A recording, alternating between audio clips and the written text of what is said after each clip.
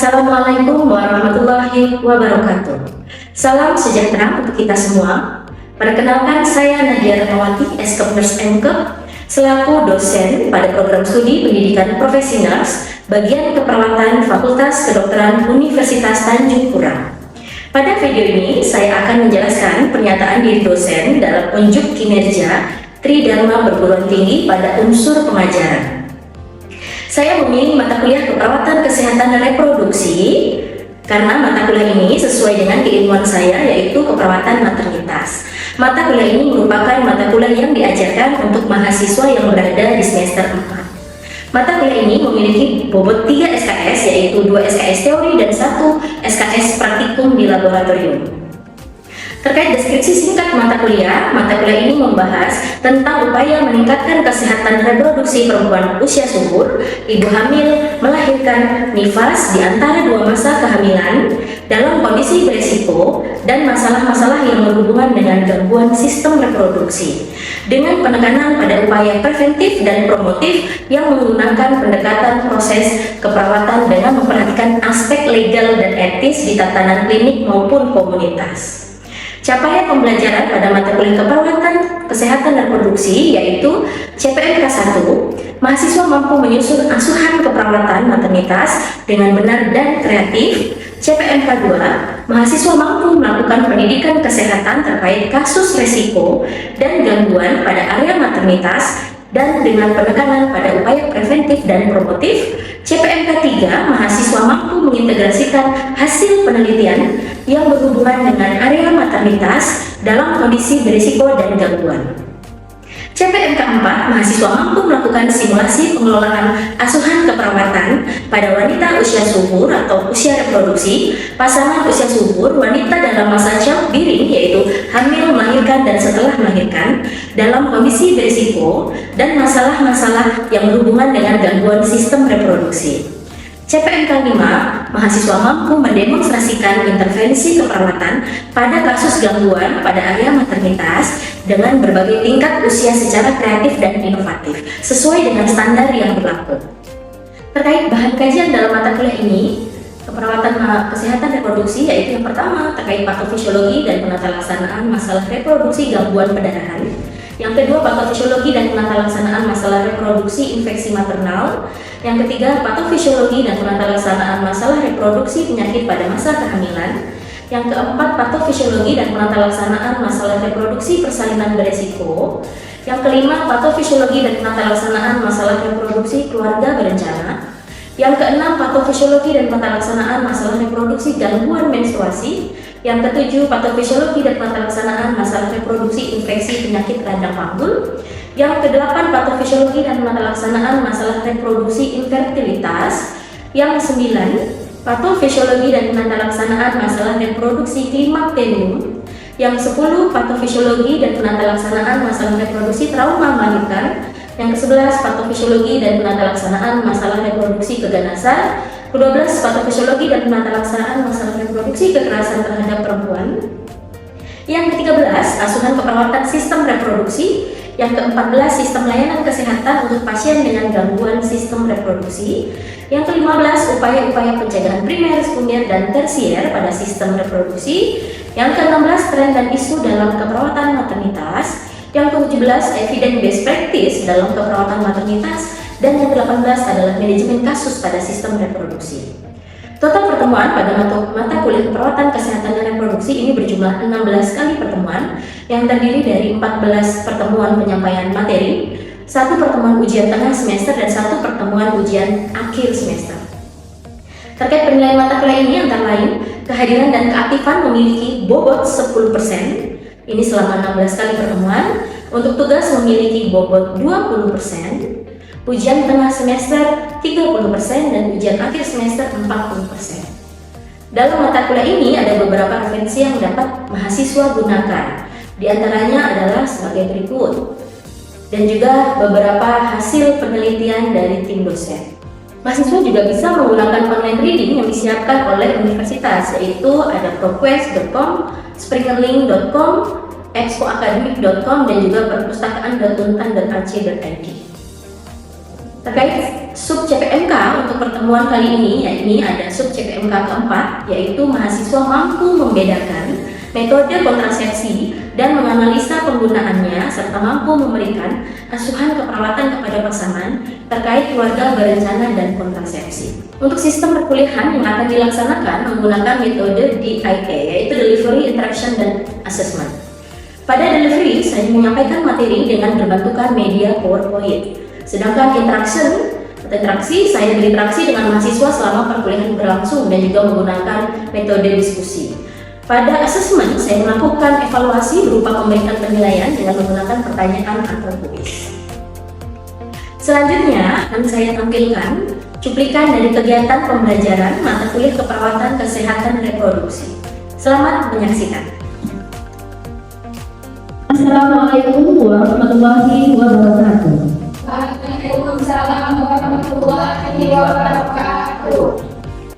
Baiklah rekan-rekan, sebelum kita memulai perkuliahan pada hari ini, marilah kita berdoa menurut agama dan kepercayaan kita masing-masing. Jadi berdoa di dalam hati, dimulai.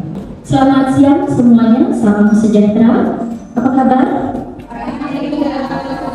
Sehat? Sehat. Ini pertemuan kita yang ketiga. Jadi masih ingat kemarin materi kita sebelumnya tentang apa? Pelayanan. Oke, itu jenis-jenisnya ada apa saja? Oke, good. Terus yang besar. Apa lagi? JMO. Nah, kita akan masuk di materi pada hari ini. Ada yang tahu kita mau bahas tentang apa? Keluarga berencana. Ada yang pernah dengar atau pernah tahu apa itu keluarga berencana? Apa itu keluarga berencana? Dua anak cukup, Bu. Oke, 2 anak cukup sesuai dengan program pemerintah. Ada lagi yang tahu tentang keluarga berencana? Apa lagi?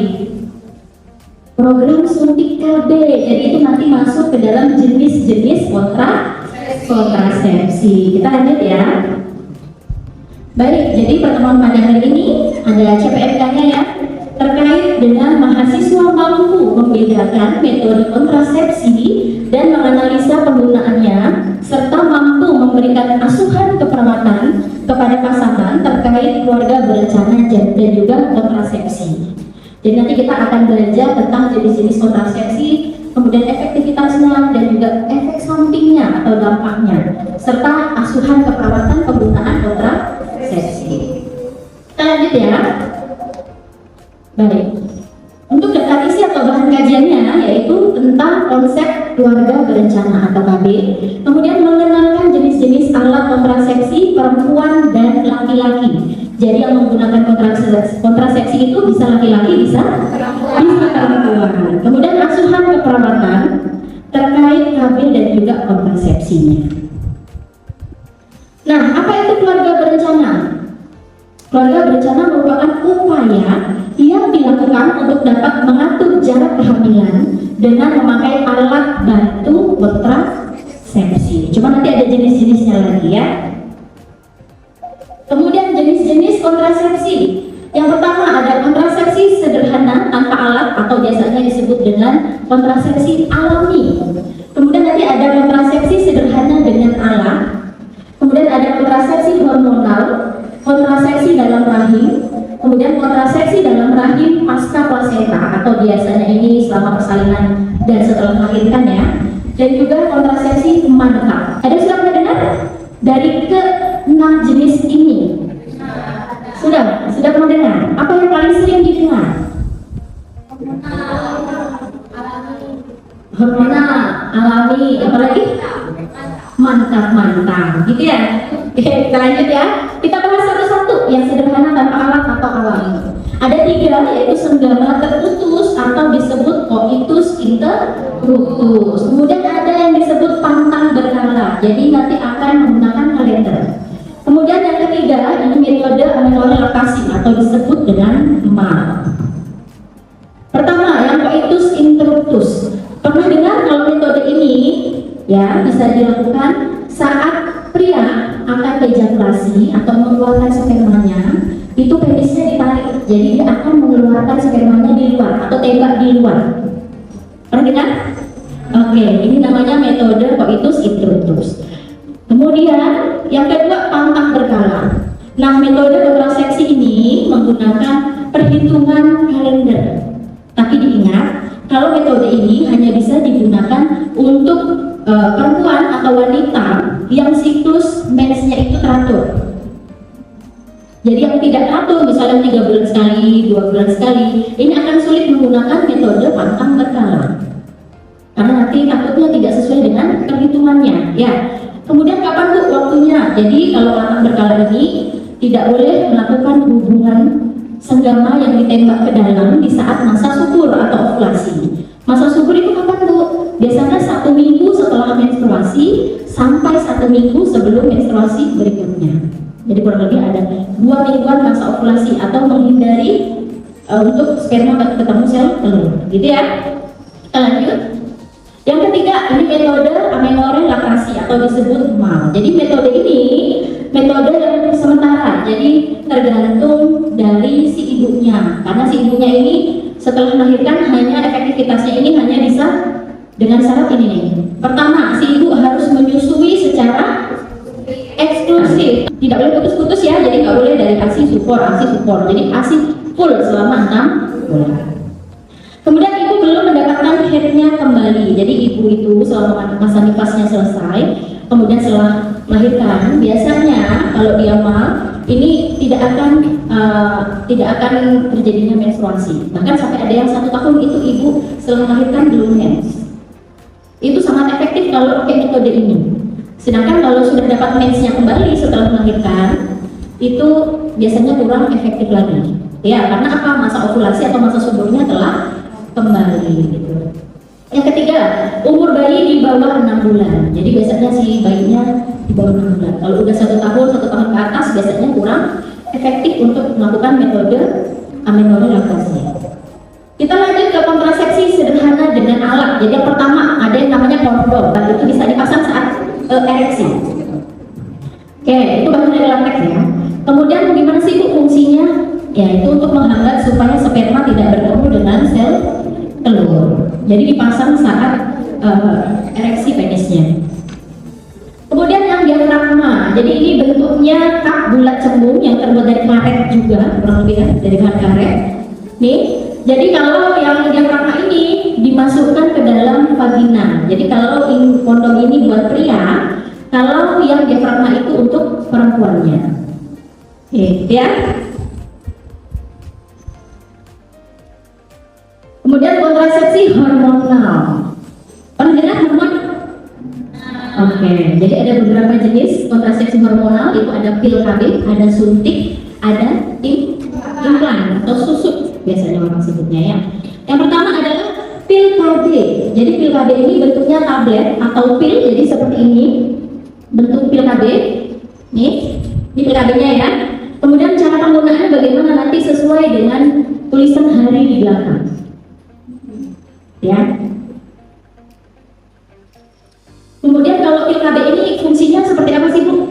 Biasanya kalau yang hormonal, dia ini mengentalkan lendir serviks. Sehingga saat lendir serviksnya ini mengental, sperma akan susah menemui sel telur. Dan kebanyakan ini kalau hormonal, ya metode hormon, yaitu menekan ovulasi atau menekan masa subur. Ya, supaya tidak terjadi konsepsi atau pertemuan sel sperma dengan sel telur. Ya. Kemudian ini yang suntik KB. Nah, ini ada suntik KB juga seperti ini contohnya. Cuman jenis dari suntik ini ada 2. Ada yang suntik 1 bulan, ada yang suntik 3 bulan. Ya. Kemudian nih, kalau suntik 3 bulan mengandung 150 mg DMPA. Daerah yang disuntik adalah bokong secara intramuskular. Oke, kemudian yang lanjut kita implan atau susuk. Pernah lihat pemasangan implan atau susuk ibu-ibu? Diinsersikan di subderma? Sudah pernah? Mungkin ada yang sudah pernah lihat, ada yang belum mungkin ya. Cuman ini nanti masuknya ke dalam kontrasepsi yang hormonal nih. Jadi dia akan mengentalkan lendir serviks, kemudian proses pembentukan endometrium terganggu, sehingga implantasinya akan sulit. Walaupun nanti sperma ketemu sel telur, kemudian nempelnya itu akan susah di endometrium atau di rahim. Dan juga dia menekan terjadinya ovulasi. Kita lanjut, ada kontrasepsi dalam rahim. Pernah dengar? Pernah dengar spiral? Mungkin? Pernah. Oke, dari spiral ini berbagai bentuk ya, nanti ada gambarnya.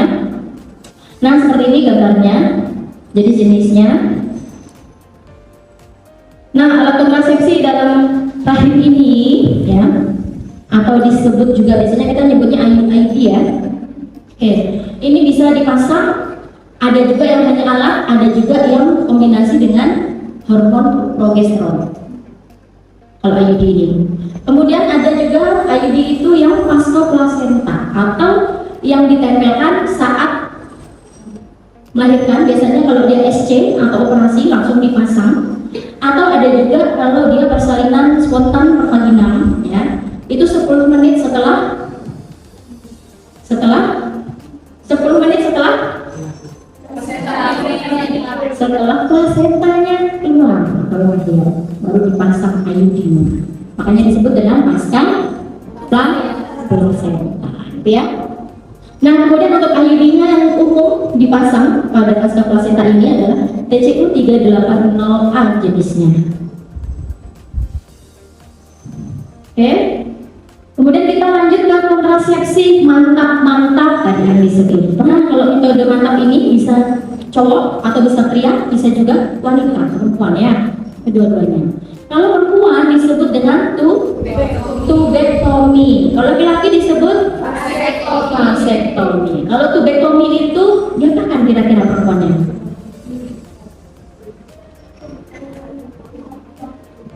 Diikat atau dipotong? Apa yang diikat atau dipotong?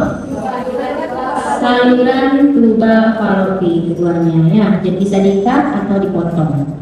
Kemudian kalau yang laki-laki apa? Putus? Masih referensinya ya, diikat atau dipotong. Jadi kemungkinan ini bisa punya anak lagi? Oke, kemungkinan besar tidak ya. Tadi kita bahas terkait efektivitasnya.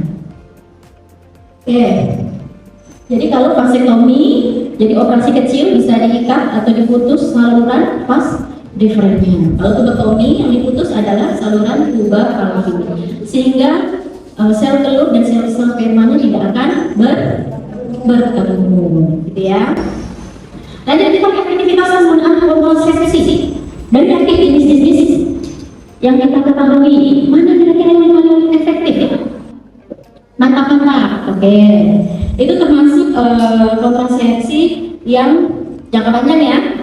Ya, jadi itu 99% kalau yang mantap. Kemudian IUD aktivitasnya. Terus apa lagi selain IUD? Implan. Berarti efektivitasnya yang 99%. Kalau implan masuk 99%. So, apa lagi? Ya, tubek vasek ya, implan itu yang 99%. Sedangkan untuk suntik, pil, apalagi kondom, itu semua tergantung dari konsistensi pemakaiannya. Konsistensi itu gimana Bu? Ya kalau pil tidak boleh lupa jadwal minum pilnya ya. Kalau suntik juga tidak boleh telat suntik KB-nya. Jadi kalau 1 bulan, dari 1 bulan, 1 bulan tidak boleh sudah 1 bulan lewat baru suntik. Jadi kemungkinan efektivitasnya itu akan menurun. Nah, ini kita bahas terkait efek samping atau dampak dari kontrasepsi. Apa sih efek sampingnya? Jadi beda-beda ya. Kalau yang hormon ini biasanya gangguan head. Jadi headnya biasanya tidak lancar. Atau biasanya hanya kayak flek-flek dan sebagainya. Siklusnya juga terganggu. Jadi bisa jadi tidak tiap bulan menstruasi, tapi 3 bulan, 2 bulan. Apalagi yang suntik tadi ya. Nah, kemudian apa lagi? Nyeri kepala ringan, mual. Nih. Kemudian perubahan mood, peningkatan berat badan dan rasa tegang pada vagina. Tapi umumnya ini hanya bersifat sementara. Biasanya kalau sudah berjalan dengan waktu, kebanyakan akan menghilang dengan sendirinya. Jadi kayak penyesuaian terkait KB hormonal. Kemudian terkait AKDR atau IUD, tembaga.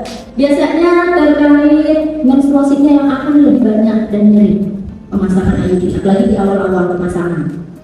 Karena iritasi dan sebagainya, gitu ya. Kemudian metode barier, ini seperti kondom, ini jarang memiliki efek kecuali iritasi atau alergi bahan tertentu seperti latex. Jadi kalau kondom itu biasanya efek sampingnya minim. Hanya memang kalau ada orang-orang tertentu yang alergi atau tidak cocok bisa iritasi. Kemudian kontrasepsi permanen lobotomi atau vasektomi, ini biasanya bisa nyeri ringan atau infeksi luka operasi dapat terjadi karena dia di operasi kecil ya. Jadi bisa namanya ada luka bisa mengalami infeksi atau mungkin ketidaknyamanan nyeri setelah operasi. Seperti itu. Lanjut. Kita lanjut ke asuhan keperawatan. Namanya asuhan keperawatan ada apa saja di dalamnya?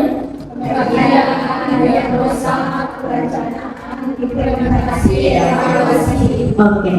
Kalau terkait kontrasepsi dan juga KB, pengajiannya apa? Mengidentifikasi kebutuhan riwayat kesehatan dan reproduksi, persepsi pasangan tentang KB, serta kesiapan fisik dan psikologis. Kemudian kalau diagnosanya apa yang sering muncul? Iya, ketidaktahuan atau kurang pengetahuan. Biasanya juga ada ansietas atau cemas. Ya, terkait pemasangan kontrasepsi. Kemudian perencanaannya apa? Menyusun intervensi yang edukatif sesuai dengan kebutuhan pasangan tadi. Kemudian untuk implementasi memberikan edukasi tentang jenis kontrasepsi, cara kerja, sehingga pasangan ini mengetahui ada jenis-jenis apa saja, kemudian apa kelebihan dan kekurangannya, efektivitasnya, dan efek sampingnya. Jadi pasangan ini tahu, gitu ya. Kita lanjut kemudian evaluasi, yaitu menilai pemahaman dan kepuasan pasangan serta tindak lanjut dari pilihan kontrasepsi yang digunakan. Jadi sampai dievaluasi nih bahwa pasangannya gimana dalam pemakaian ini, cocok tidak, dievaluasi. Oh kalau tidak tuh ya mungkin saja bisa mengganti jenis kontrasepsi yang lainnya, ya. Oke. Ini adalah beberapa referensi yang digunakan. Jadi nanti silakan untuk mencari lebih lanjut referensi yang sesuai dengan materi kita hari ini, gitu ya. Oke, terima kasih. Kita akan masuk sesi diskusi tanya jawab. Tapi sebelumnya saya minta rekan-rekan untuk berdiri terlebih dahulu. Boleh? Oke, kalau saya bilang 2, saya bilang 3 tepuk, 4, 2 tepuk. Sekarang silakan pijit-pijitan temannya bahunya. Silakan dipijit. Oke, tangan ke depan. Duduklah yang manis. Oke, cukup ya. Kita lanjut ke sesi diskusi. Jadi silakan kalau ada yang mau bertanya. Oke, ada bang. Siapa dulu? Oh, Karen dulu. Silakan. Bu, izin bertanya, Bu. Jika seorang pria melakukan vasektomi, kenapa sperma yang diproduksi bakal berhenti? Oke, bagus ya pertanyaannya. Tepuk tangan dulu Pak Karen. Jadi pertanyaannya kalau seorang pria melakukan vasektomi, kemudian spermanya tadi kan diikat atau diputus ya, spermanya kemana Bu kira-kira? Oke, terima kasih pertanyaannya, bagus sekali. Saya jawab aja langsung ya. Jadi nanti sperma itu tetap diproduksi oleh testis, hanya saja karena saluran vas deferensnya itu diputus, spermanya itu tidak akan keluar bersama air mani. Jadi spermanya hanya akan diserap ke tubuh lagi. Jadi kembali ke tubuh lagi diserap ke tubuh. Jadi tidak akan keluar. Sehingga pada saat pria melakukan ejakulasi tadi mengeluarkan spermanya, maninya, yang keluar itu hanya air mani tapi tanpa sperma. Yang ada kandungan spermanya itu tidak akan ikut keluar. Dia akan diserap oleh tubuh. Tapi spermanya tetap diproduksi oleh testis ya. Jadi tidak langsung berhenti spermanya. Cuma nanti diserap lagi oleh tubuh. Seperti itu. Ada lagi? Ya. Jadi pertanyaan dalam pemakaian kontrasepsi, apakah itu membantu mencegah penyakit neuroseksual atau infeksi dan juga seperti HIV ini? Oke, ini juga bagus sekali ya pertanyaannya. Kontrasepsi itu bisa mencegah infeksi menular seksual atau HIV tidak Bu? Nah, tidak semua jenis kontrasepsi dapat mencegah penyakit menular seksual atau IMS atau HIV. Hanya satu, setahu saya hanya satu dari jenis kontrasepsi barier seperti kondom tadi yang sudah kita coba buka ya, hanya kondom atau alat kontrasepsi barier kondom sebagai pelindung. untuk mencegah HIV dan juga IMS. Kalau kontrasepsi yang lainnya tidak, karena kontrasepsi yang lain itu tetap digunakannya kebanyakan di dalam juga kan ya, tidak istilahnya skin to skinnya tetap bersentuhan. Jadi hanya kondom sebagai kontrasepsi barrier yang mencegah IMS dan HIV. Gitu, jelas? Oke, ada lagi pertanyaan? Sudah jelas? Jika tidak ada pertanyaan, saya yang akan kasih pertanyaan. Siap? Siap. Oke, ini pertanyaannya. Ada 2 pertanyaan saya. Yang pertama, mengapa penting melibatkan pasangan suami istri dalam konseling KB? Pertanyaan kedua, apa saja efek samping pada metode hormonal? Ada yang mau coba menjawab? Oke, silakan. Alvina dulu. Ya, izin pagi-pagi saya Advina, izin jawab tentang mengapa pentingnya melibatkan pasangan suami istri dalam konseling KB. Nah, menurut saya sendiri diskusi pasangan mengenai kontrasepsi itu sangatlah penting karena di sini untuk mencapai kesepakatan bersama sehingga pasangan tersebut juga memahami resiko apa saja seperti efek samping dari kontrasepsinya itu dan pasangan juga mengetahui manfaat dari masing-masing metode itu. Lalu antar pasangan juga dapat memberikan dukungannya, Bu. Oke, bagus sekali ya jawabannya. Jadi benar bahwa terkait kontrasepsi pemilihan peran kita sebagai perawat salah satunya adalah partner yang mengedukasi, sehingga kita menjelaskan tadi jenis-jenisnya, cara penggunaannya, efeknya, kemudian efektivitasnya. Nanti sebaiknya pasangan yang akan mengambil keputusan atau suami istri, jadi kedua-duanya, sehingga tidak ada lagi apa? Kesalahpahaman atau masalah yang akan timbul di kemudian hari, karena ini adalah azas keputusan bersama, gitu ya. Pertanyaan kedua tadi, ya silakan, Ma. Izin menjawab, Bu. Jadi tadi pertanyaannya itu apa saja efek samping pada metode hormonal. Nah, baik Bu. Jadi efek samping pada metode hormonal ini yang pertama itu haidnya tidak lancar, kemudian terjadinya nyeri kepala ringan, kemudian terasa mual dan adanya peningkatan berat badan. Oke, bagus sekali jawabannya ya. Ada yang mau menambahkan? Sudah? Tidak ada yang mau menambahkan? Ya, silakan. Oke, bagus juga ya. Tadi tambahan dari efeknya. Terkait mood, tegang pada payudara, kemudian dan sebagainya. Oke, mungkin satu lagi dari saya, ya. Apakah ada yang ingin menyimpulkan pertemuan kita pada hari ini? Saya persilakan, saya yang mau menyimpulkan. Oh, oke, kalau tidak silakan. Untuk kesimpulannya, yang pertama yaitu keluarga berencana merupakan sebuah upaya untuk dari sebuah keluarga mengatur jarak kehamilan dengan menggunakan alat bantu kontrasepsi. Lalu untuk dari kontrasepsi ini dibagi menjadi beberapa bagian. Ada yang menggunakan kontrasepsi sederhana tanpa alat atau alami, yaitu jenis-jenisnya seperti senggama terputus, pantang berkala, yaitu dengan menggunakan kalender atau dengan mal. Kemudian ada juga yang dinamakan kontrasepsi sederhana dengan alat. Ini bisa dengan menggunakan kondom dan juga dengan diafragma pada wanita. Lalu juga ada kontrasepsi hormonal. Nah, kontrasepsi hormonal ini akan menekan ovulasi seperti pada penggunaan pil KB, penggunaan suntik KB, dan juga penggunaan implan atau susuk. Baik, terima kasih. Baik, rekan-rekan, cukup sekian pertemuan kita pada hari ini. Terima kasih atas keaktifannya dan kerjasamanya. Saya mohon maaf apabila ada salah-salah kata, baik disengaja maupun tidak disengaja. Saya akhiri, wabillahi taufiq wal hidayah. Wassalamualaikum warahmatullahi wabarakatuh. Waalaikumsalam warahmatullahi wabarakatuh. Terima kasih, Bu. Selamat siang semuanya. Demikianlah pernyataan diri dosen dalam unjuk kerja Tridharma Perguruan Tinggi yang dapat saya sampaikan. Terima kasih atas perhatiannya. Wassalamualaikum warahmatullahi wabarakatuh.